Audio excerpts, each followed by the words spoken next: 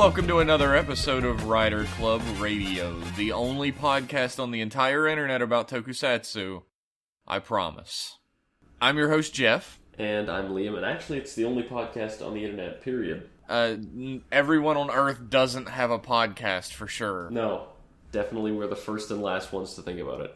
It's not something that people do when they have inflated egos, regardless of talent level. This week we're going to talk about Kamen Rider X8 episode 8? No, motherfucker, we're going to talk about Kamen Rider Ghost episode 1. No! It started over It's again. not April Fool's yet. Yeah, we're going to talk about Kamen Rider X8 episode 9, I think. And Animal Sentai Jojo episode 40. Episode 40. 40? My god, we're so far. Yeah. It's episode 9 of X8. And I have amazing news to share, but that comes later. Yeah, I'm sure you are fucking excited to talk about that. If you've seen it, you know why I'm so giddy. But first, why don't you tell us about what happened on X8 this week? So this week on Kamen Rider X8, the doctor that saved X8's life and gave him a Wonder Swan color, Dr. Kyotaro, it turns out he's the founder of the CR, and he arrives to check it out. So they gotta clean the place up to make it right for him. But he gets intercepted by Graphite, who he fucking infects him with the Super Dragon virus from the Dragonite Hunter Z game cartridge. So they pick him up and they're like, oh my god, he's sick with a super virus. And X8 and Brave go in and fight it's like a dragon meatball monster this time. And X8 wants to be the one to save him because it's a pride thing. But Brave wants to save him because he wants his revenge on Graphite. So they're like sort of trying not to get in each other's way. They're trying to like fuck each other up while also fighting this dragon, but they can't beat it. Yeah, they're like completely in each other's way. Yeah, and they can't beat the dragon because level 1 sucks. They get their asses handed to them. Why do they stay in level 1? Like, even when Graphite's there? I don't know, because they have to. Because that's the show. That's dumb. Shh. These are supposed to be, like, brilliant doctors. Like, everyone but Emu has spent, like, 1,000,000 years in college to be able to be a doctor. 1,000,000 years. Or they got some sort of experimental, like, surgery that is just injecting a virus into them. It's to and create then became antibodies. doctors automatically. It also gives you all the knowledge. I wonder how many doctors, like real life doctors, if somebody came to them and was like, if I can inject you with this virus, you can become a doctor without having to go through the next 8 years of schooling. Well, I think they do it. They still do the schooling. They just also get the virus so that they can be Kamen Riders. It's a thought exercise. Oh, okay, it's a thought exercise. I'd take that. I heard about a thought exercise on the radio today.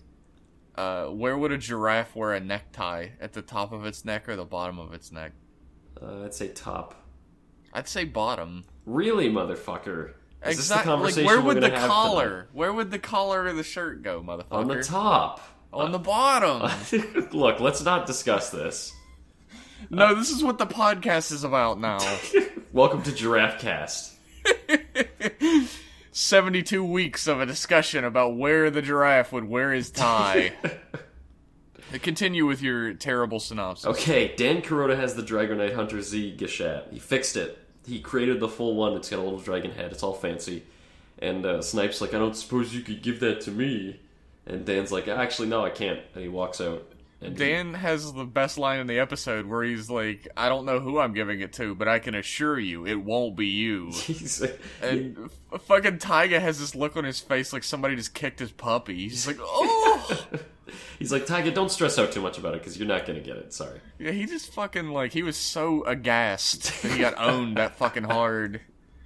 Turns out all you got to do to really hurt Snipe's feelings is not give him a Geshat. Who would have known? What in his character would have let you knew about that? He goes to CR. He goes to CR, obviously, and picks one of the CR riders. He says, hey, you guys take Dragonite Hunter. Not this crazed gunman. And obviously Emu snags it because he's the man. I'm the main character. I need to get to level 5. And they go to He's fight. like obsessed. He's absolutely obsessed with saving his mentor's life. Like, he feels like he owes him. Yeah. At the same time, our good friend Laser talks to Kyotaro. Or not to Kyotaro. Fuck. Our good friend Laser goes to a hospital and talks to the nurse that operated on Emu back when he was a young child.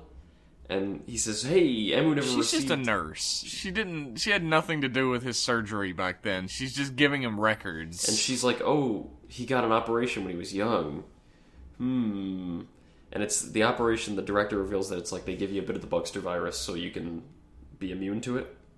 But yeah, we're not told outright that this is the same operation, that this dude, like, tested it out on Emu or whatever, but it's pretty heavily implied. Probably it's the one he received in the intro to the show. Probably. But then there's a fucking, like, later on in the episode, like, I guess I'm skipping a little bit here to continue the point. Later on in the episode, fucking Laser is like, but did you really save his life? Yeah, that's a curious thing. So is Emu like a fucking corpse, man? Emu is actually a bunch of bugsters controlling a body like a meat puppet. Dude, that's not gonna happen, but it would be cool. Wouldn't that be nuts if it just turned out he was a bugster that was, like, puppeting a corpse and he didn't know? That would be fucked up. Yeah, it would. It's a good thing I'm not in charge of writing this children's show. Thank Christ. That's Kamen Rider Xades, the gritty sequel that's going to be made in, like, 28 years. Do you think they're going to do sequels, like, reboots again? Like, it's going to be, once we get over this reboot fucking mania, do you think, like, 20 years from now they're going to do reboots of, like, Step It Up? Here's the reboot of Rush Hour. That's already in pre-production. Oh, God. The thing is, like, I couldn't think of any other movie that was, like, within the past 10 years that was a legitimately new movie that could be made into a reboot. Here's the reboot of Failure to Launch, the romantic comedy starring Matthew McConaughey and Sarah Jessica Parker. Liam, you just rattled that off like it's your job. Like, this is knowledge you've had forever. It's a real movie. Here's the reboot of The Notebook. Yeah, there you go. Starring Zac Efron's child. Oh. In both roles. Yeah, of course. So, Emu, speaking of Zac Efron, Emu goes to the roof and he fights, I keep confusing Pallid and Graphite. I want to call them each other. He goes to fight Graphite. He fights Graphite. He goes Graphito. Yeah, they go to a fight. They go to do a Tatakai on a rooftop. And they go into another level. They do the level change, and there's a big fight, and Emu says, "Fuck this! I'm gonna use Dragonite Hunter Z. I got level 5. I'm sitting on level 5. He beats the dragon, which is like the last bit of data is in the dragon to use it, so he sucks up all the data, and he says, "Fuck this, I'm going level 5. And he can't control it. He's swinging his arms around like a madman. And Graphite's like, "Wow, this is pretty dumb. This is pretty embarrassing, actually, to watch." So he leaves, but no, Graphite gets the shit knocked out of him and then leaves. Yeah, he gets beat up, but he's like, "You can't beat me like that, Emu. You're like a crazy flailing." So he leaves, and everyone's like, "Damn, Emu, you suck." And he untransforms, and he can't control it, and that's the end of the episode. So Jeff, what did you think? Pallid was there. What? Pallid was there. Yeah, Pallid was... and he's having like a loud orgasm in the background. He was having a blast over the main character's failure. Jeff, what did you think of this week's X8 episode? It was just as good as the other episodes. Yeah, it's keeping pace of goodness. Yeah, it's consistently good. I like the mystery. I really like the background mystery. Like, the Doctor. Is the Doctor really this good man? Or is he fucking responsible for all this shit? And he's like... Hopefully he's not going to be another Go's dad. His name I can't remember off the top of my head. He's too average looking to be like a major villain or a major anything. Well, he might get his shit shoved in a belt for all you know. I doubt it, but we'll see. Anything's possible. He could turn into a bugster. What it could be, remember, I always, when that line showed up and they said, "Oh, did you really save his life?" Ooh, I remembered the mistranslation of the plot synopsis we got way a long time ago, back when Ghost was still airing, that Emu accidentally created the Bugsters. Yes. I'm curious if that's going to come into play, like he was the Patient Zero or something, and they all came from his video game, from his Wonder Swan. Ooh. That would be kind of interesting. But again, this is all conjecture. This is fan fiction at this point. But it would be cool. But it's cool that the show is sort of cultivating. It's got a mystery that's interesting and that I give a fuck about, which is really cool for a Kamen Rider show to have. I'm very interested. That the characters' motivations are somewhat fluid. That new situations create new motivations for them. our boy Laser, whose motivation was just to figure out what the fuck was up with the Bugsters, and now it's branched out into figuring out what the fuck is up with Emu. He's an inquisitive sort. I like He's got to have the answers. His lie is that Emu is dead, and he came into the coroner's office and they're looking for the cause of death. And she's like, the surgery was 16 years ago. I don't think it has much bearing. And he's like, just give me the fucking file. He changes the subject. Yeah. When she says that. Anyway. Anyway. Nice weather we're having. But I like that about him. One of your most hated things happens in this episode where Emu does his transformation and he's about to fight against Graphite, but then the meatball dragon shows up and he jumps off, and Brave leaps into frame, completely transformed. He's like, Graphite, I'm gonna beat you up. If there's any consistent problem with X8, it's that shit. Every That goddamn bugs you episode, so much. A fight is about to happen, and then one other rider, or sometimes two, they just leap in. They're like, "Oh, we're here too," and then they join the fight, and you're like, "What?" During the second fight with the crate dragon, I was fucking like suddenly that's really obscure. doing some esoteric jokes. Go on. During the second fight, fucking Snipe just shows up. Like, I didn't even notice he was there for a second. He just flies in. Now, yeah, he can literally fly in from out of frame. He's got a jet on his back now. Wherever there's a fight, he's gonna show up. I legit didn't notice he was there for a second. I was like, oh shit, when did he come in? The thing is, like, at worst, that's an annoying quirk, but thank God it doesn't really ruin the show. Usually the characters do shit when they're there, and I like seeing them interact and bounce off of each other, so if you have to cheat a little to get them in the same room, that's okay, I guess. It's just weird. It seems like Graphite's probably going to die next episode. He's going to die soon. Very soon. Because the next episode is like... That takes away motivation for two characters. Well, we'll see. It takes away like half motivation for Snipe, because he still just really wants all the power for himself. Yeah, I think what we're going to get... Because Snipe never really seemed to show much remorse over failing to save... Who's it? Brave's girlfriend? No, but he fucking hates Graphite. Yeah, I think what we're going to see is Brave or someone else is going to get the final blow on Graphite. And then Snipe's motivation is going to be, fuck you, you stole my revenge, or I want all your gashats, or whatever. It's going to be, I want all your gashats, and he wants to be the strongest. Yeah. Psycho no whatever strong is. I forget. No doctor. I don't know. Yeah. He wants to be Dr. Ichiban. Ichiban no doctor. He's, as worried as I am, X8 keeps surprising me pleasantly, so I think I'll put a little faith into the writers. There's, like, bitterness in our mouths still. Yeah, from Ghost. It's like we finished our main meal, right? And it was bitter and disgusting. And then they put some ice cream in front of us that's, supposed to be made by hand by the same chef. Mm-hmm. And every bite we take, there's a little bit of that bitterness from the last meal in our mouth. But, this is really good. But is the next bite gonna be good? You never know. Maybe there's like a center, like, horseradish in the middle. And we're just working towards the horseradish. Isn't there something about, like, if you use food metaphors, you're, like, fucking brain dead or something going around the internet now? Like they needed to know. Like they needed any sort of confirmation. No. No one needs confirmation that I'm brain dead. Yeah. They already knew. In other words, anyway. This episode's good. I was shocked. Someone wrote in about this, too. I kept calling Dragonite Hunter level 4 because my stupid, fucking dumb brain thought that level 3 would go to level 4, but no. Yeah, who would have thought that? Apparently it's level 3 straight to level 5 because 4 is not extreme enough. But why? I don't know. Don't ask Maybe me. level 5 isn't, like, controllable. Maybe level 5 is all of them together.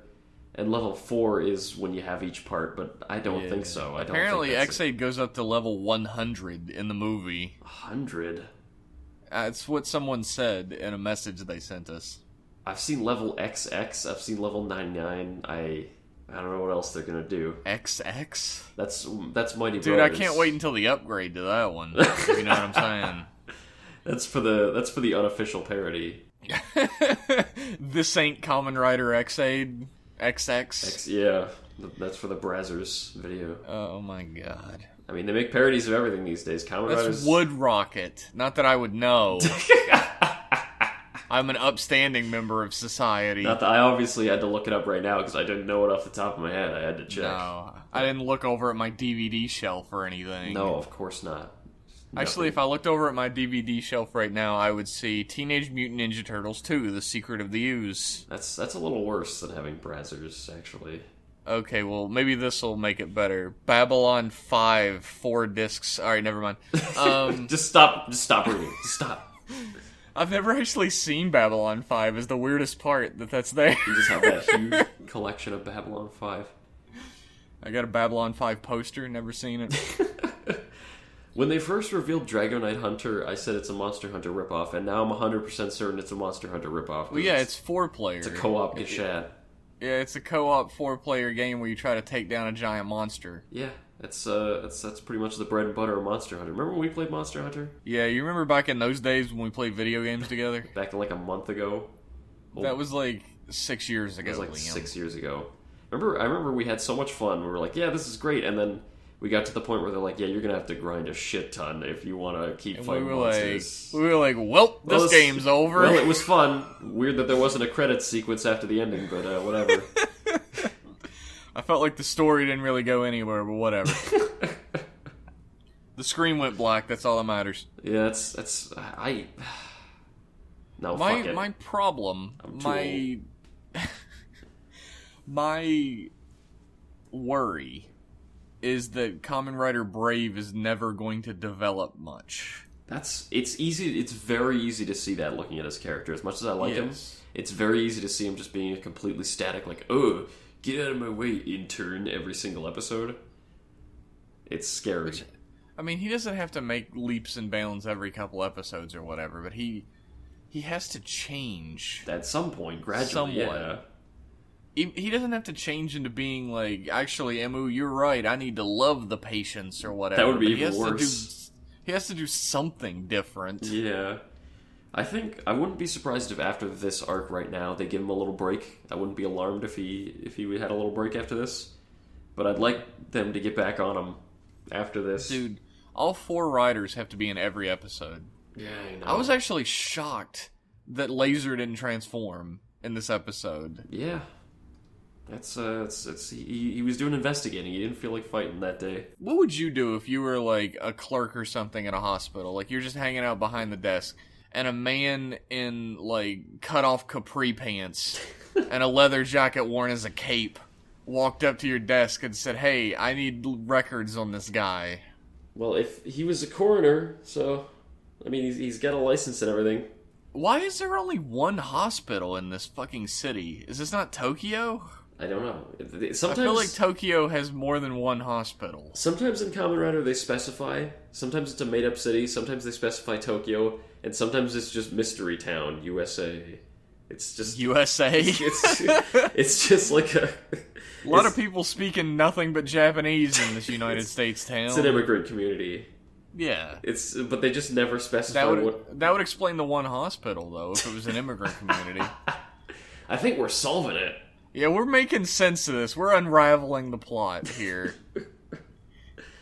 But yeah, I loved this episode. I hope it goes... next episode's looking pretty hype. It's going to be like a big fight. I don't think we're going to get a lot of neat character moments out of maybe other than Brave. I hope Brave strikes the finishing blow. I hope so much, but he's not gonna. Nah.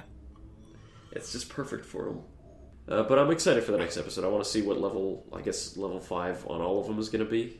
What's going to be like. Yeah, how are they going to share it? I mean, I know what it looks like, but how are they going to reconcile with Snipe? I don't do scans, so... But they showed it in the preview. I didn't look. You didn't look? I was reading the text. Here's the thing with previews for me. There's like 8 fucking sets of text on the screen. Yeah. And your choice is you can read what they're saying and get some clues about the next episode's plot, or you can look at the pretty pictures. Those are your choices. I look at the picture. I look at the pretty picture. That's why we complement one another. I can read. And I can. And you can't. So we work together. We work as a perfect team. That's why I do emails. Yeah, that's Liam true. can't read. I look at news pictures. He just makes the story up. I look at a couple of photos off Google Images and just come up with things. The one thing about this episode that is surreal to me, and it's gonna be surreal until long after I finally see the movie, is that fucking Pac-Man is the movie villain. You're still on that. Yeah. Fucking beloved coin-munching arcade machine character Pac-Man is the villain of this Kamen Rider crossover movie. I mean, Bandai makes the toys. Bandai's paired with Namco. It's a match made in heaven. It's a match made in fucking fanfiction.net, is what it is. Fanfiction.net is heaven for some. Hell for others. Hell for others. One time a wise man said hell is other people. But it's been amended to these days that hell is other people who write fanfiction. That wise man had never been on the internet. If you write fanfiction, I don't mean you. So keep watching our shit and listening to our podcast and give us money. You're exempt. Just you, though. Just you. You, the listener. You listening to this right now. You're precious. Not you, the other person that's listening, but you. Not you, Alan. Oh, We're talking about Sarah. Oh. If your name is Alan, get the fuck out! Okay, I think we're done talking about X-Aid. Sure. In conclusion, why don't we hear some...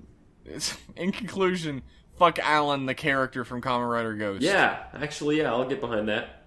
That was shit. I hate that show. That was a pretty good heel turn you got there. A nice pivot. Why don't we hear about some news? Yes, oh my god. The guy that played Kamen Rider Knight apprehended a voyeur. He was taking pictures of a woman's skirt in a mall. No, he wasn't taking pictures up a woman's skirt in a mall. He was taking pictures up Kamen Rider Knight's girlfriend's skirt. His wife's skirt. So that's just asking to get murdered. Yeah. It's like, if I was a creepy weirdo voyeur, which, as far as you people know, I'm not. That's fine. Officially, according to the law, you were never found guilty. I would never go with my creepy, weird stalker camera and try to look up a woman's skirt who's standing right next to her fucking husband. Yeah, this guy's got balls. How dumb do you have to be? And of course, I guess it's probably cold in Japan right now. You don't have many skirts to choose from. That's true. You get desperate. Kamen Rider Knight, obviously no stranger to murder, killed the man on the spot. He chopped his head off and took his quickening. He's actually in a different kind of fight to the death in real life. He's much stronger now. Definitely don't take pictures of his girlfriend's skirt now. No. Pictures of the skirt, just like, excuse me, miss, that's a very cute skirt. Can I take a photo of you wearing it? I'll fucking kill you! The cops are like, get that creepy weirdo! Yeah, the guy ran away. I guess when he realized that Kamen Rider Knight was there, and he was like, oh my god, I don't want to talk to a creepy fucking asshole from a show. And ran away. And Kamen Rider Knight was like, no, let me tell you about when I was famous. And he ran after him. And he grabbed him and handed him over to the police instead of beating the shit out of him like an American would. He could have done both. I guess that wasn't reported on, but that seems like something that would be reported on. I mean, if someone was looking up his girlfriend's skirt, I imagine he'd be inclined to punch him up a little. Yeah, a little. Little. Well, I mean, this is Japan. Not that America's any better, but Japan is the country where an idol almost lost her job because she was caught having a relationship with a man. Yeah. So, I feel like if he would have punched this guy, it would have ended up in the paper. That's true. That's a shame. Kamen Rider Knight rider punches voyeur. Stealing a couple techniques. And everybody who read it, who'd ever watched that series, would be like, Kamen Rider Knight can't rider punch. Yeah, what is this horse shit? Of course he would use a sword vent if he was fighting. My point is, Kamen Rider Knight is a true hero, and everyone who ever said he was a bad character can all suck a dick. You've been what proven does that wrong have today. to do with him being a character? Because he's a true man in the real world. Just like Blade. He took on impossible odds, and while Blade lost, Knight won. That's the true difference between them. What impossible odds did Blade take on? He fought two guys on the side of a road, and one of them was armed with a golf club. Yeah. That wasn't him being a hero, though. That was him being, like, a fucking asshole. Well, hang on. All we know is it was a traffic dispute. Maybe they cut Blade off, and he was righteously fighting them. What kind of fucking traffic laws do you have in Canada? In Canada, Where it's alright to just take a 9-iron to somebody's head. No. Blade was righteous. And they played dirty. That's my point. I feel like Liam has some inside info about this altercation that he's not sharing with I may us. or may not have been there. He may or may not have been the guy man. with the 9-iron. So we learned that Kamen Rider Knight is a righteous man. Oh, thank and God. even Leo would agree. I that wish he has a man spirit. Of course, that's the stamp of manliness. I really wish rider actors would do weird shit like that more often. I love it. I love it. Some rider actors are, they catch voyeurs, and other rider actors get in like altercations, and some rider actors defraud dozens of women out of their entire life savings. And still yet some other rider actors get their dick sucked in the back of a van. There's so much the infinite variations and infinite possibilities in the world. It's like Kamen Rider. If you touch the show, your life is going to be incredible from that point onward. Incredibly fucked up. When I read the article, someone sent me the article, and I said, "What's this?" And I hit the Google Translate like the stupid gaijin I am, and all I read was Knight's actor's name, who escapes me at the moment. Knight's actor's name arrested voyeurism, and I was like, "Oh no! Oh no! He was peeping." Thank God He's it turned out to be. peeper. Thank God it turned out to be different. That was scary. No, the sordid affair, but he came out on top. Just like he did in the show. Spoilers. Zing! Or not spoilers. That could mean any number of things. It technically means both. Yeah, that's true. I guess that's not a spoiler. he came out on top and on bottom and then back around. Somewhere in the middle. It's very complex where he came out. Somewhere in the middle. It evens out. Yeah. Is there other news besides your fucking husbando? No other news that matters, but I do have a couple other stories. Well, tell us. Uchu Sentai Kyuuranger got revealed this week, and it looks like a mashup between Gavon and Magiranger, and that's okay with me. It looks fucking sick. When the first grainy pictures came out, I was like, "Oh my god, this looks like hodgepodge mess." Yeah.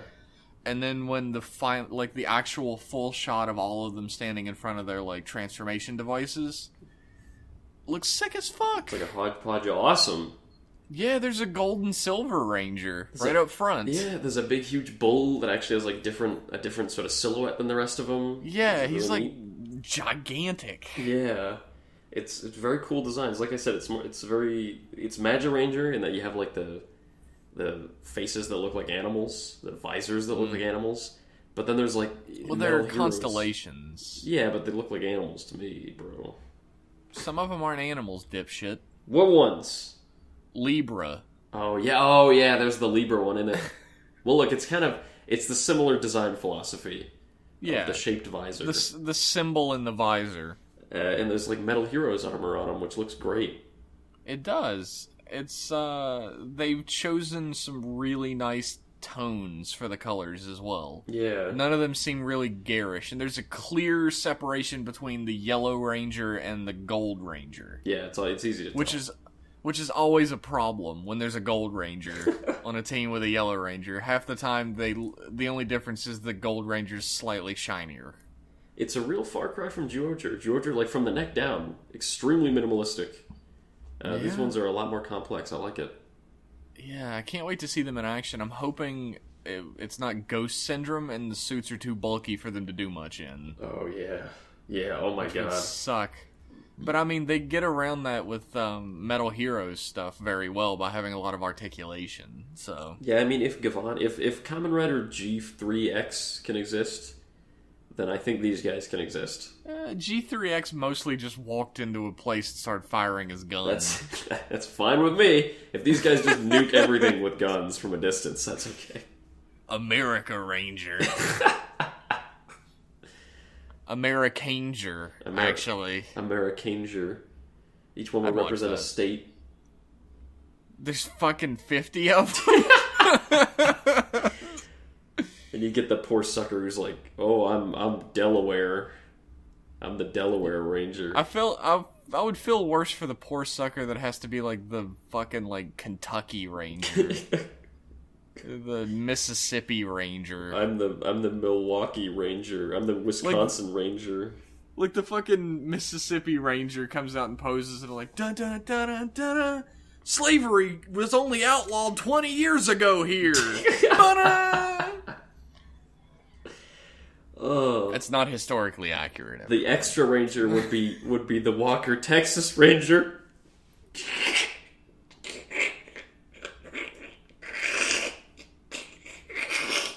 Liam's not laughing. He's actually crushing a bag of peanuts. Are you alright? I'm okay. I'm better than alright. That was not funny whatsoever. You're a piece of shit. I'm the best I've been in ages. That doesn't mean much. That's true. That's not saying. That's like average person. Kyuuranger does not have Q from Kamen Rider Drive in it, though, which is very depressing. Unfortunate. I think they're going to be cops. They look like cops. Dude, if they're space cops and it's just a fucking Space Sheriff series, that would be so good. Like I said, it looks very Gavon. I could see it. And Q is the onomatopoeia for like a siren. So I could see it. Somebody sent us a message. Eggmath wrote in and asked, who's Liam's favorite, yellow or silver? And I was like, what does he mean by that? And then I looked at the picture, and both yellow and silver are posed like edgelords. And I was like, oh. Let me take a look again. Dude, I like the gold because he's Libra, and I'm a Libra. And Gold Ranger's always best Ranger, so... Okay, so let's see. Yellow and... Yeah, using my patented Liam Edgelord calculator, I'm gonna say silver. Silver and gold, baby. Silver looks way cooler. He does. Which Green Girl. Constellation is silver? I can't tell. I can't tell either. I guess we'll find out. Green Girl. I wonder which one of them is Taurus. Yeah, that's a mystery for the ages. Yeah, there's a green girl. I think that might be the first one. I don't remember any other green girls in Sentai, but I'm not an expert. It looks like there's only 2 girls. Yeah. Which is strange when there's like fucking like 9 of them. Yeah. Can't have too many girls in your Sentai. No. Little boys are gonna be like, ew, this has got girls in it. Ugh. Gross. Ugh. Disgusting. Absolutely disgusting. But I like the designs a lot. They're really cool. I do too. It seems like blue and black are far more heavily like space sheriffed. Far more heavily metal heroes. Yeah. But gold is the fucking sickest looking one. Yeah, gold's got a little bit. He's the best looking one. I'd like a male pink one of these days, just to see. Yeah, that'd be pretty cool. There'd be jokes about it forever. I'd have jokes for ages about that shit. Here's my question. Here's my question for you. Does Pink have wings? Like little wings? She's got ghostly wings on her back. I wonder if those are permanent or... I think they're part of her costume. They look like they're made out of plastic. Oh boy. Oh fuck. She got like little wingies. Oh my god, I hope those aren't permanent. Those look awful. I hope they're permanent. Do not mesh well with the design at all. The thing that I actually like best about these designs is that every one of them is like different. They're a team, they're obviously a cohesive unit, but they're different from one another in subtle ways. They actually have different silhouettes, a lot of them, which is very cool. Although, like, in some not so subtle ways, like blue and black are like beefcakes. Obviously, yeah, bigger. But I mean, look at the difference between orange and gold. They're standing right next to each other. We'll have this photo in the description. Yeah, this will be down there. You can peruse They're standing right next to each other, and they're like completely different designs. Yeah. It's cool. I'm really looking forward to it. Although I'm super not looking forward to Zyuohger being over. Yeah, it's gonna be a shame. I'm really gonna miss Zyuohger. Me too. You're making me all sad. Any more news, buddy? I have one more piece of news. It's not really important. Heisei Generations got a new trailer this week. And it shows off some of the face actors, and it also gives us a really clear shot of Ghost's X8 form. Yeah, it does. And it looks just like X8. I wonder, like... They chose those 5 because they could get the face actors back for 4 of them. But why is Gaim there, then? I think they just chose the most recent ones. It's just the 5 most recent ones. because that's the Did ones that kids will know. I can't remember. Was Forza before or after Wizard? Forza was just before Wizard. It was Forza Wizard Gun. Okay. I'll believe it. Yeah, because remember, it was double O's Forza, then Wizard. Yeah, you're right. Yeah. You're right. I lose track because I'm old and my memory sucks. That's okay. Today's my 60th birthday, by the way. Congrats, yay. Thanks. Don't got much more to live. They picked all the writers. They were like, yeah, this will be a great movie. Get me Gakusano. Oh. Okay. Oh, he's like successful. Never mind. Shit. Never mind. By that time, the message, the carrier pigeon had already left with the script. They couldn't change it. The trailer is at the end of this week's episode so just of look at Xaid. It. Yeah, look at it. And so you've probably already seen it. The ghost form has that kind of problem that all the other forms, all the other like rider forms had from Ghost, and that it just looks like the rider. It's not really. It doesn't look like a ghost version of the rider. It doesn't do much to the costume. It just looks like Xaid, but if he was wearing a hoodie. So, yeah, the hood also seems really out of place. Yeah, because you have the fringe of hair on top of it. Yeah, I don't know. I don't know. It's dumb looking. I don't like it. Who cares? The whole movie is gonna be fucking terrible, and everyone who made it is gonna die someday. So who cares? It's gonna be a waking nightmare. And that's all for the news. Jeff, let's talk about some Super Sentai. Why don't we? Let's talk about Animal Sentai Zyuohger episode 40, which means we have about 10 episodes left. Which is... What was that? Did like a screaming witch fly by? It was going to be like a sob, and then it turned into a scream, but I didn't commit, so... I want somebody to, like, isolate that sound and give it to me as a sound file, because I'll use that shit. Carry a little button around with you wherever you go. The scariest thing about that is every time I've asked people to do something lately, they've done it. Oh, no. If you go to our Twitter, somebody edited the Kamen Rider Spectre movie trailer to have Linkin Park crawling in my skin over it because I asked for it. Oh, no. Oh, it's so good. It's so good. I didn't see that trailer. Just watch the one that's on our Twitter. Okay, I'll just watch the Linkin Park one. I'm sure it's better. So let's talk about Zyuohger episode 40. In this episode, our hero Leo teaches a small child who gets picked on by 1950s street toughs to stand up for himself, and then teaches him the most valuable lesson of all, that a man doesn't raise his fists for revenge, he only raises them to protect. And they fight a big bancho monster along the way. Yeah. Ridiculous pomp.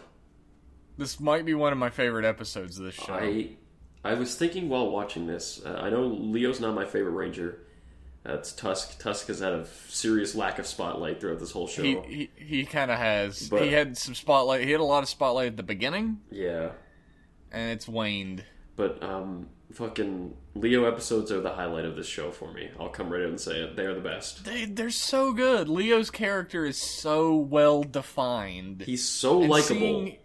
Seeing his ridiculous-ass personality go up against anything is great. He's got deep character flaws, but he's extremely affable through all of it. I love him. He's my favorite. As a matter of fact, I was going to mention, friend of the show Graham sent us both packages from Japan. Yeah. Or stuff from Japan in packages. He went to Japan, friend of the show Graham, and bought us some stuff. So both of us have had Kamen Rider Gummies now. Have you eaten yours? I ate mine, I didn't eat mine. I was going to eat mine, and then my friend was like, my friend who doesn't know anything about Kamen Rider, he was like, don't fucking eat those. You might never have them again. This might be the only package you ever get your hands on. And I was like, but then you'll never eat them. Well, it's literally having your gummies and eating it too. I don't know what I want. Yeah. They start off really rubbery and they take forever, but then they get pretty flavorful and nice. Are they juicy? About like halfway through chewing them. They're not that juicy. That kid lied. They are good though. I like them. That's good. Did you do the fish sausage? No, I didn't do the fucking fish sausage. He sent us boxes of fish sausage, and he asterisked beside them by saying, I didn't know if these needed to be refrigerated or not, so I just didn't refrigerate them. So I opened the box, and the smell came out. Oh my God. It didn't smell like rotten fish or anything, but it smelled off. There was something wrong. Did you? So What I card did not you get? eat them. Oh, I got a Brave card. Oh, nice. Kamen Rider Brave. I haven't opened mine. I'm keeping it sealed. The best thing he sent me, though, and it's attached to my keyring now, is a tiny little Juo Lion. Oh, keychain figurine. He sent me Juo Eagle. Did he? Yeah. Oh, that's cool. I stuck it on one of my cupboard handles, so now whenever I go get a plate, I get a little Juo Eagle. Yeah, I got Juo Lion on my keychain that I carry nice. everywhere. Yeah. And he's using his instincts awaken. He's got his big claws.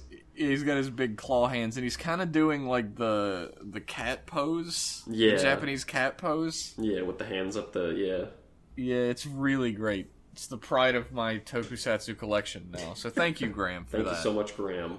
Speaking of Leo being my favorite character, but this episode has a classic premise for tokusatsu, which is our hero teaches a young boy a lesson. That's also very Showa. Georgia gets very Showa sometimes. This is like Sun Vulcan when little Hiroshi wanders into the curry shop and is like, fucking Volpanther, the kids are bullying me. You mean every episode of Sun Vulcan? Maybe Volpanther wouldn't make the best role model. Maybe I go knew for you were Volshark going there. instead. I knew you were going there. I didn't mean to. Probably not Volpanther. They couldn't go to visit Volpanther anymore anyway, so it doesn't matter. He can't. He's not allowed within 100 feet of the curry shop anymore. He's not allowed without a fucking jail cell. Is what he's not allowed. But oh, that poor guy. Leo in this episode takes this boy under his wing and teaches him how to be a real man, which mostly involves running a lot and roaring. He teaches him how to yell. He teaches him how to fight delinquents.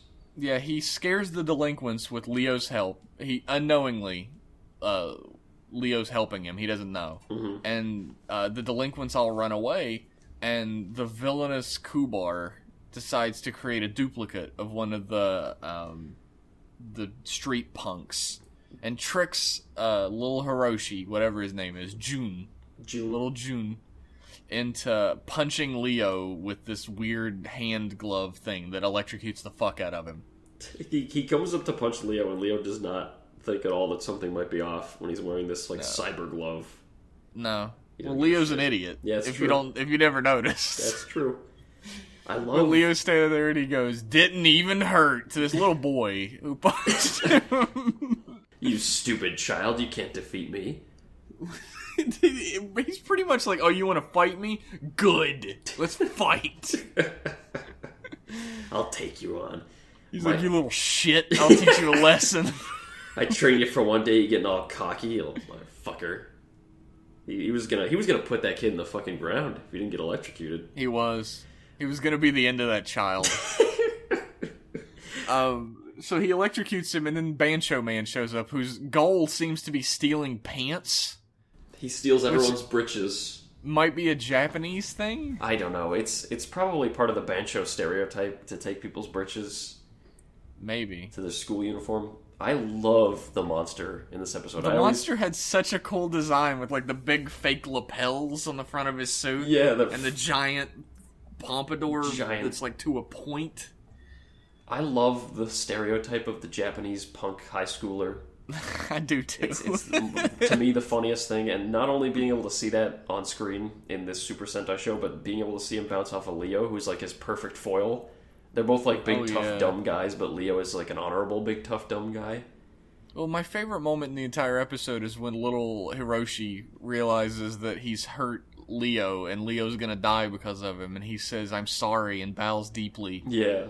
And Leo says, "Now you finally understand that when you punch someone, it hurts you too, and a real man never raises his hands except to protect." It's deep.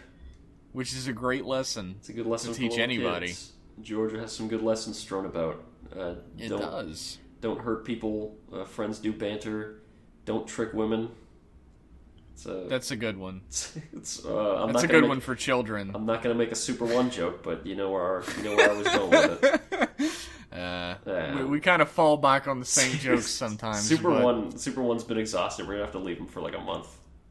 I don't know, man. It's still so fucking funny to me that happened.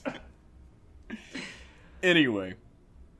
Leo is in rare fucking form in this episode. Everything he did in this episode cracked me up for the most part. He was perfect. The bit when they go to the cliff and he's like, "All right, kid, lift that giant 100-foot boulder, run around with it." I love what he's like.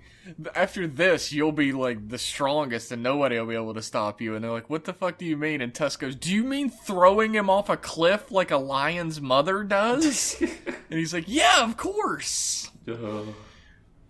It's Leo's the best. Everything character. he does is perfect in this episode. I loved it. One of my favorite episodes. I wouldn't say Tusk is criminally underrepresented. He seems to be the least represented.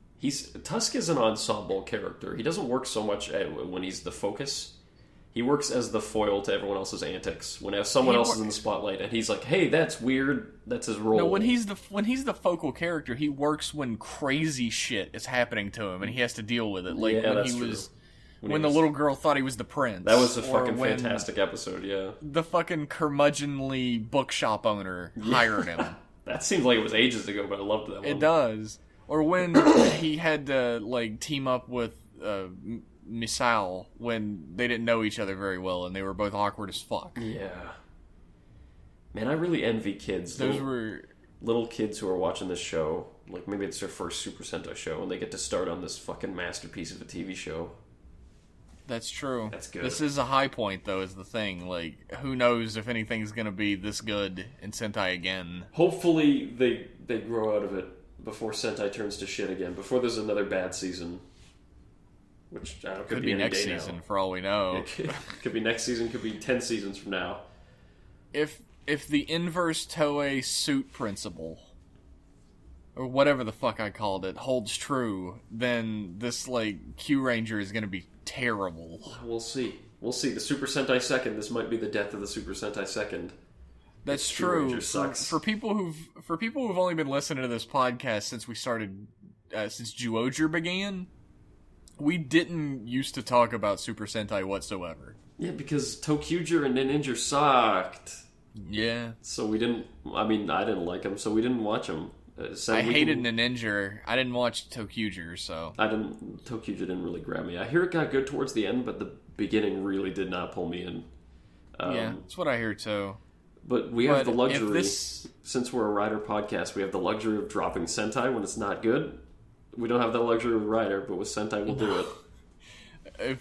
If we would have had that luxury, there would have been no Ghost recaps ever.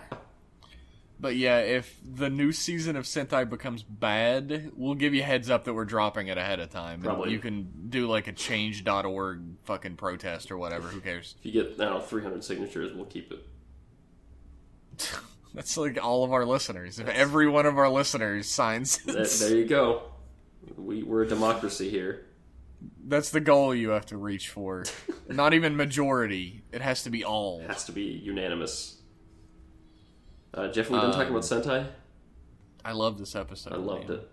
God, I love Kyuuranger. I absolutely loved it. And it must be, imagine, there's one guy watching this who doesn't like Kyuuranger, and he's probably shitting himself inside out every time we talk about it like this. He's like, Kyuuranger's fucking terrible. All those well-written characters bouncing off each other, it's awful. all this great character moments and progression and interesting, intriguing plot. All these fucking really excellent fight scenes and interesting villains. Great special effects for the most part. Oh, man, shit! It's fucking terrible. Speaking of villains, I'm not shocked often by Sentai, but I was shocked when Naria got her fucking brains blown out at the end of this episode. At the end of this episode, Kubar tricks, she's following him and he tricks her into a trap. Mm-hmm. And then he pulls out his gun and points it directly at her forehead, point blank range. And I'm thinking he's gonna give a little speech or something, right? He just pulls the fucking trigger, point blank, he kills right her. in her forehead. He kills her, right? He does her execution style right on that rooftop. This is a children's television series. In Japan, you can pull that stuff. The only problem with that scene is he didn't say "Thank you, Nadia" as he laid her to rest. He did say "Rest well, Naria." Yeah, though. But still, that was a great scene. I don't think she's dead for good. But she did get shot in the head. We're coming up to the end of the show. She could be dead. It happens. Maybe. And next episode has fucking the big man. Big bad Genis-sama. Big bad Genis walking around with his giant skirt. It's not even a skirt, it's another monster that's just carrying. Wouldn't it be funny if, like, they killed Genis and, like, the seat monster was still underneath him, just, like, it was perfectly fine, and he was just like, can I go home now? Thanks for that. Can you get rid of that guy? Or if he just looked right in the camera and went, it's a living. So I think that's enough of talking about Super Sentai. Yes, I'm done. It's fucking great. So good. Now we have 50 billion fucking emails. Okay, pick 5. We have 9. Pick 5. Our first email is from Runts. Runts. Who says, hi, I'm Runts, and I'm listening from South Korea. Whoa. That's real far away. Holy cripe. Welcome to the show. Hey. I've been rather depressed lately, and Rider Club Radio is one of the things that makes me laugh. It's almost inspiring me to make a radio show of my own, but sadly, I don't have any fellow Tokusatsu fans to do it with me. You think there'd be more? Sorry, Runts. I think there'd be more in Korea or other East Asian countries, but I guess not. Yeah, I guess it's subculture there too. Well, I mean, it's the same barriers, it's not the same language. Yeah, that's true. Different culture. That's true, I guess. Just because it's, like, closer. Like, most people in America don't know shit about, like, the Red Green show, and that's in the same fucking language. Yeah, that's true. That's true. By the way, the Red Green show is awesome. It's alright. You're Canadian, you don't get it. I've seen it.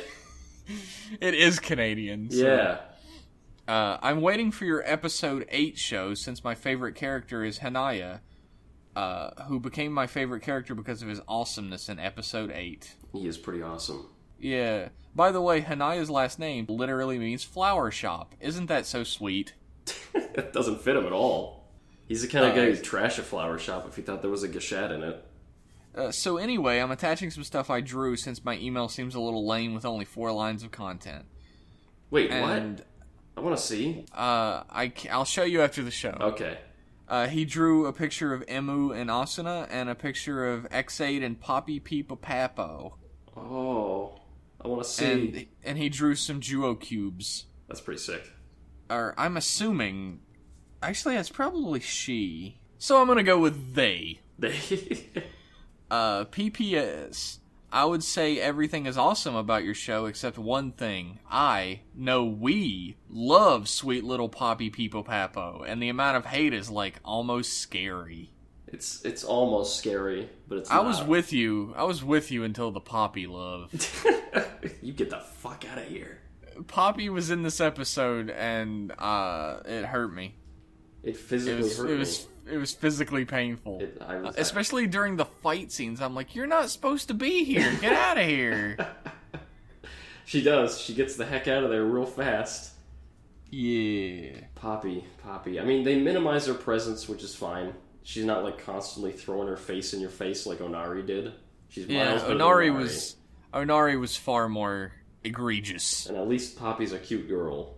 Onari has nothing. No. He couldn't make it as a cute girl. He doesn't have Big League Chew for hair. He ain't got shit. So thank you for Big League Chew, huh? That's a reference that someone from South Korea is going to understand. I'm sure they got Big League Chew down there. No one has Big League Chew outside of the fucking continent. Just Google Big League Chew.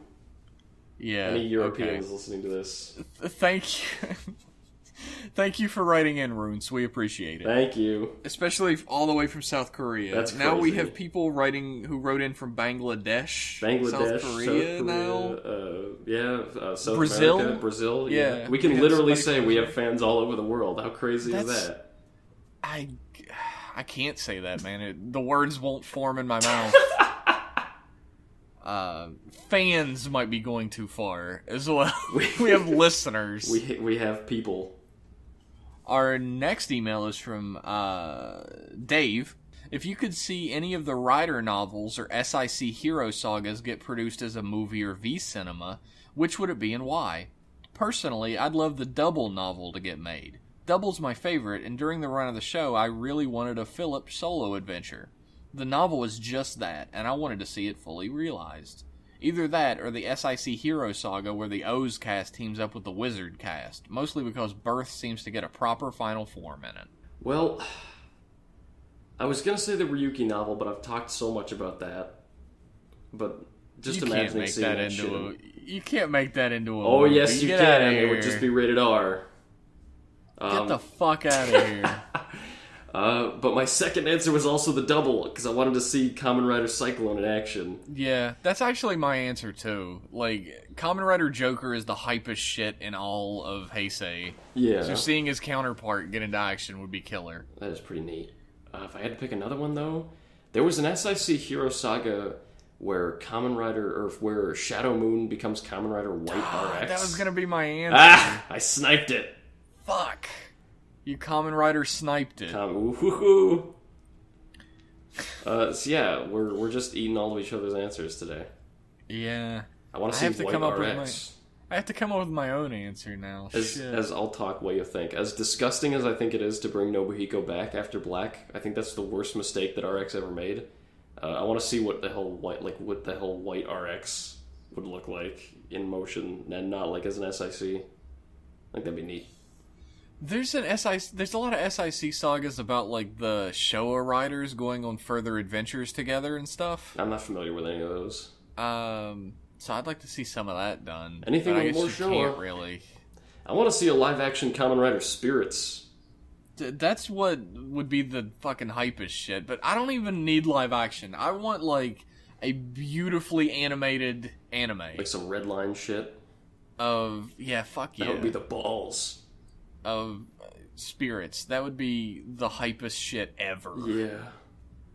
But alas, it's not gonna happen. Alas, alackaday. Our next question... Oh, it's actually... Dave has another question. Okay. The question actually relates a bit to Ultraman Orb. I know you two are watching it. You damn straight. Yep. But the basic premise for Orb's forms is that in the show, he combines the powers of two Ultramen, one Heisei and one Showa, really? who are tangentially related. Yeah. That's cool. His main form is a combination of the original Ultraman and the first Heisei Ultraman, Tiga. Oh.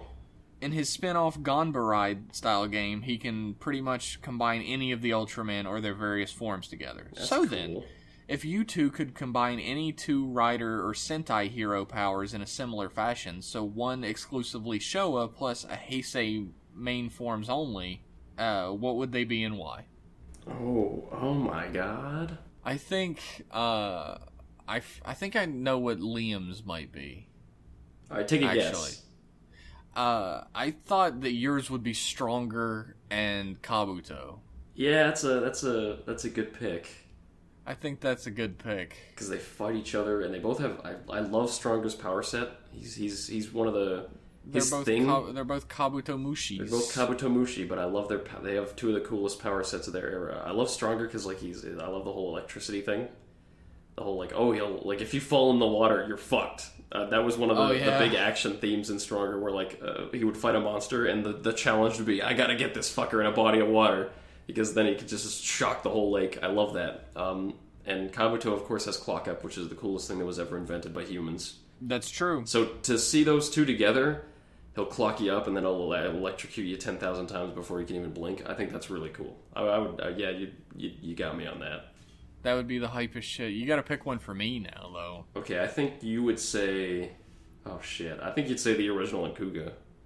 That's a good guess. Is it right? Because I thought about it, but no. Fuck me. Because Kuga's main form is pretty much just the original Kamen Rider's powers already. Yeah, he's just a red guy who punches. Yeah. So, I feel like I would choose... A really good one that I wouldn't choose would be Super 1 and Forze. That's an obvious one. The two space riders. Both space themed, and they have completely different powers. Yeah. Damn, this is a tough one, though. I might choose...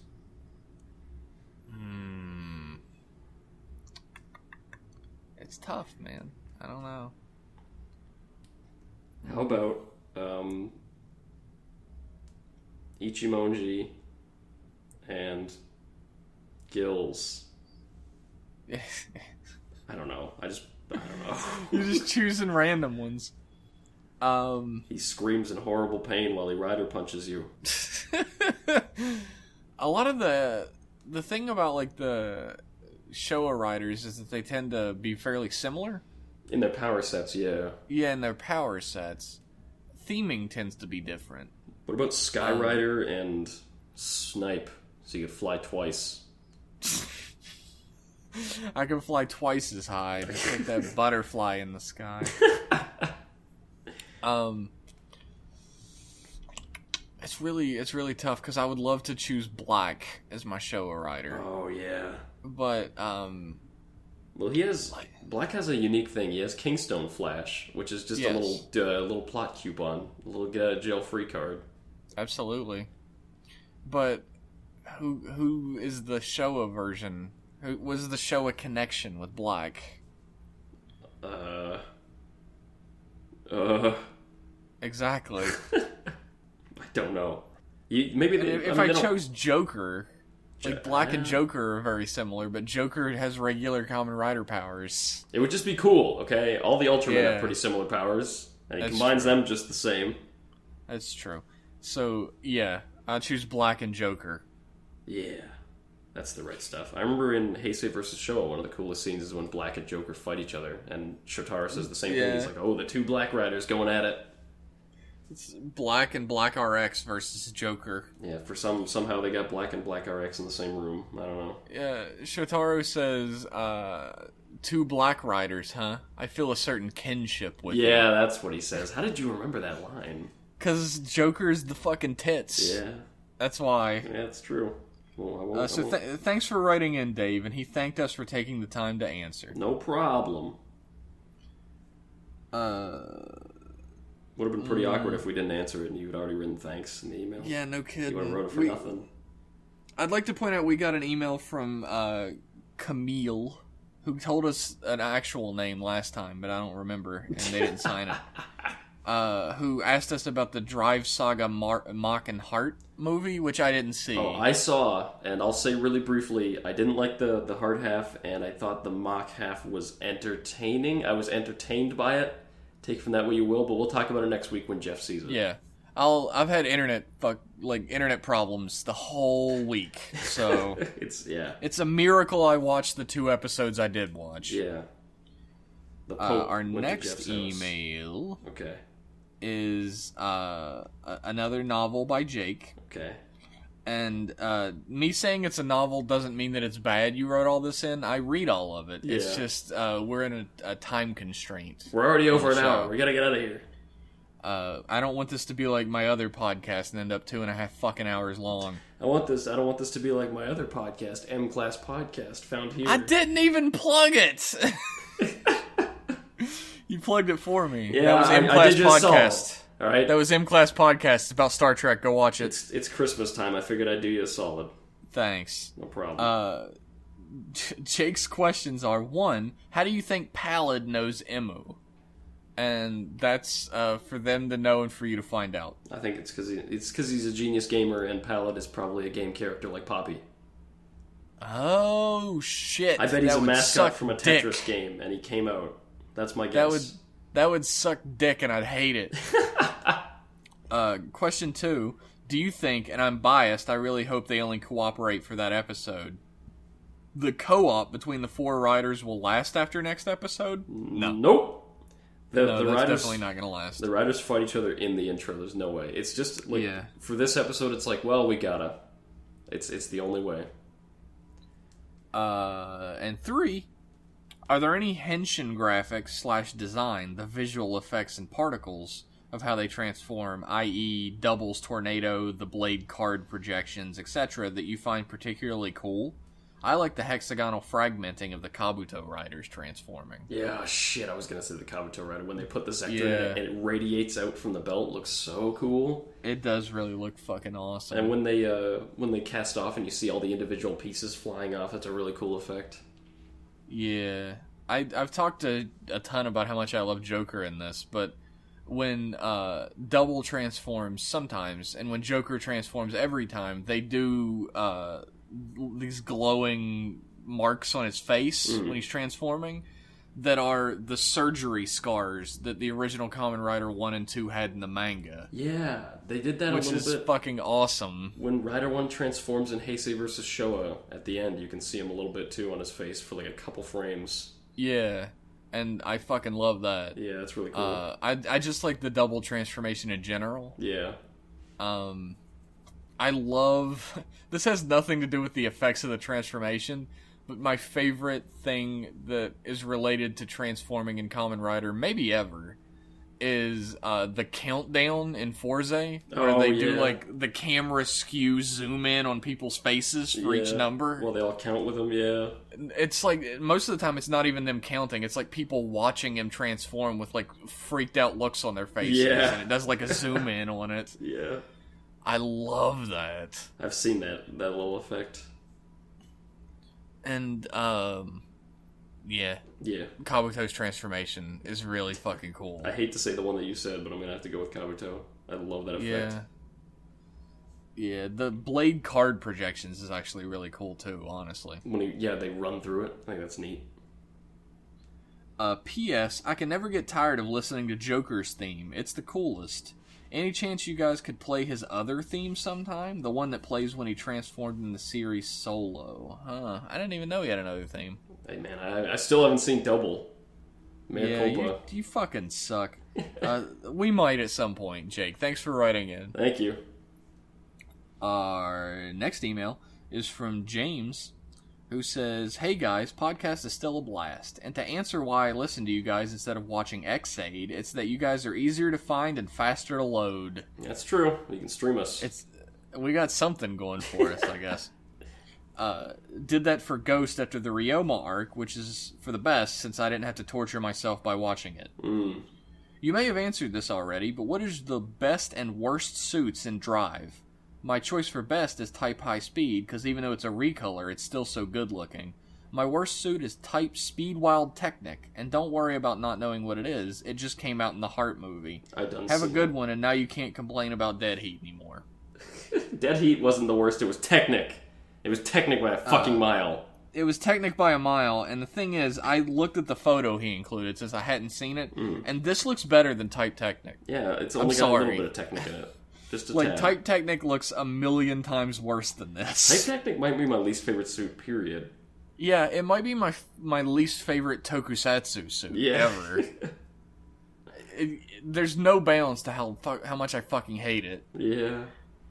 Dead Heat doesn't even come close. I like Dead Heat. No. I don't like Dead Heat, and it still doesn't come anywhere close. Best suit, either High Speed or Trideron. Or Mock's base suit, really. I mean, the best suit is Mock's base suit. Yeah. The second best suit is probably either Type Speed, or is either Type High Speed or Type Trideron. I agree.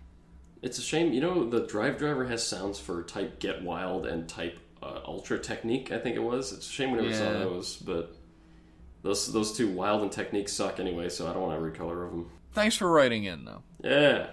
We appreciate it. Next up is Alonzo, who says, I have a few things to say. One, your podcast is really becoming one of my favorites, so keep it up. Both of you are great. Becoming? Both of you. 2, if you could meet a Rider or Sentai actor, who would it be? P.S. Xaid level 50 being Pac-Man is amazing. Also, level 99 is so ugly that it's beautiful. Did you see level 99, Jeff?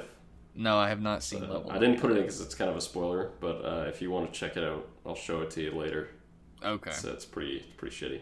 So if you could meet a Rider or Sentai actor, who would it be? Probably Hiro Mizushima. Not just because he speaks English, but because he seems like a real cool guy. That's true. I want to meet Hiroshi Fujioka. Well, that's not. Yeah, shit. Everyone wants to meet him. I want to meet Hiroshi Fujioka, but if I had to be like a Heisei actor, maybe Gaku Sano. Oh yeah, he seems really cool. Although I'd have to kneel to be able to talk to him. Every time I see this is like a social media post by that guy. It's always funny. He spent a whole day with Chase the other day. Really? Yeah, I think it was a couple weeks ago. He spent a whole day with Chase and just spent the whole day Instagramming about it, and they had a great time, and they look like a fun couple.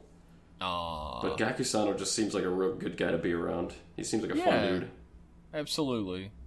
If I could meet any tangentially related rider person, it would be the guy who drives around dressed as Kamen Rider. Oh, and yeah. pulls over people in Japan. Yeah, that guy's pretty cool. He's great. He also follows our Twitter. I don't know if he actually has anything to do with our podcast or not. I don't think... Godspeed, fella. I do not know how he found us, but he figured it out. You traffic cop the shit out of them for justice. He stops drunk drivers. He's a real hero. He's a great guy. Yeah. And he's constantly, like, updating his suit and his motorcycle. It's great. Yeah. That's fucking cool.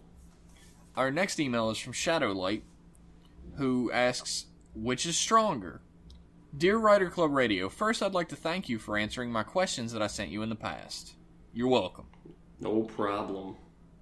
I was hoping you could help settle an argument between me and a few friends. We watch tokusatsu when we're together, and the argument came up of which is stronger, Sentai members or Kamen Riders. I'm of the opinion that Kamen Riders are stronger than Sentai members due to the fact that most riders have fought powerful monsters on their own, whereas Sentai members need 5 members to finish the monster. This also raised the question, are Kamen Rider monsters weaker than Sentai monsters? Where do you stand on this? If we're talking in general, I'd say one rider is worth a team of Sentai. A team. Well, that's what happens in all the crossovers. Yeah, that's the vibe I get. One rider is a whole team. Like, the whole team of Sentai usually, like, struggle a bit against the rider, and they end up in a stalemate almost every time. Whereas, in Uchu Keiji Gavon versus Kaizoku Sentai Gokaiger... Just say the English. When Space Sheriff Gavon fought the Space Pirate Men Rangers... Thank you. Gavon wiped them. He wiped the whole fucking team without no sweat on him whatsoever. But he couldn't have done that to Drive or Stronger or anyone. I don't know. He's Gavon. He'd go toe-to-toe with a Showa rider, I think. Oh, yeah. Heisei Rider, he would beat them to a fucking pulp, most of them. That brings up the argument about which is stronger, Showa or Heisei, so... Probably Showa. I mean, I remember in Gaim... not to give too much away, there was almost a nuke in Gaim, and Gaim was like, oh no! But Rider Man fucking survived a nuke while he was holding on to it, so I think that cans it. He survived a nuke when he was holding onto it, and all he had was one robotic arm. And he is the weakest. Yeah, he's the weakest of the original batch of riders, so I'd say Showa. That's a toughie. I'm gonna definitely have to agree that the riders are more powerful. Yeah. Unless the monsters are, like, way weaker. But even that wouldn't matter, because the riders fight entire Sentai teams during crossovers and almost always come out on top. Yeah, I don't get a vibe. Like, it's really hard to ascertain power levels in Toku, because they only ever really punch each other. People with superpowers... They also fluctuate horribly. But it's like people with superpowers fighting other people with superpowers, and it's really hard to measure them up against normal people. I mean, there's a moment in this episode of Zyuohger where Leo says that, like, Sayla says that they train by picking up giant boulders and carrying them around. Yeah, that's true. When have any of them showed that type of super strength before? Never. So hopefully that answers your question. Riders are better. This is Rider Club Radio. Yeah, what the fuck did you think we were gonna say? So maybe you should take that with a grain of salt. Our last email is from Adam. Okay. Who says, "Hey Jeff and Liam, I have a question for you guys." He actually had 2 questions, but one of them I couldn't figure out an answer for or anything related to it, without writing like a whole new character. Okay. But his second question is, this is not related to Kamen Rider, so you can skip it if you want, but what is your favorite JoJo villain? P.S. If you don't pick Funny Valentine, then I'm assuming you haven't read Still Ball Run. And I have not. Funny Valentine. There you go. I know, Jeff, you have to, I know it's like, that's the meme choice, but he really is the best. Him or Poochie or Dio is the obvious choice, but Dio is absolutely the obvious JoJo's choice. just full of great villains, but Funny Valentine is so fantastic. His goals... My favorite villain is Kira. Oh, that's a good choice. They're all good choices. Like, Kira's my favorite because he's, like, a legitimately horribly disturbed individual. Yeah, all he wants to do is... The way he sees himself is like, I just want to live in peace, but, like, he also has this compulsive need to murder women and take their hands. Yeah, he wants to live in peace with severed hands that he can love forever. Yeah, all he wants to do is have his picnic in Duwang. He's like a complete fucking psychopath. Yeah, he's good. But he's so fun at the same time, just to see how crazy he is. He's wonderful. And to see the lengths he'll go to be able to live in peace with his severed hands. I love Killer Queen, too. Oh yeah, Killer Queen's amazing. A very threatening stand. But Funny Valentine, though, his goal is literally make America great again. He wants to take all the bad things that happen to America and just redirect them at other countries using stand horse shit. He's fucking fantastic. If stands were real, that's what would happen. That's definitely eventually. Especially if there was an American with a stand. He's got the fucking stars and stripes scarred into his back. He's just wonderful. Let's not get into a JoJo cast, especially when we're over time. I just like JoJo, okay? I love JoJo as well. But if you want to hear more about JoJo or Kamen Rider or see cool shit that we post, you can find it at Rider Club Radio on Twitter. Or you can send us an email about Kamen Rider or Super Sentai or JoJo or whatever. Really ask us about King of the Hill or, I don't know, we'll answer anything. Whatever. To our email, that's at Rider Club Radio.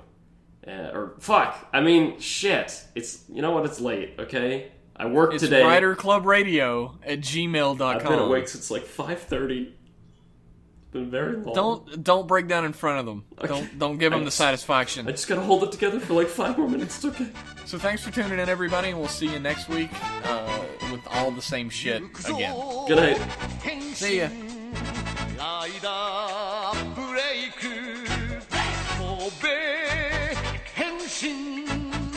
Sailing jump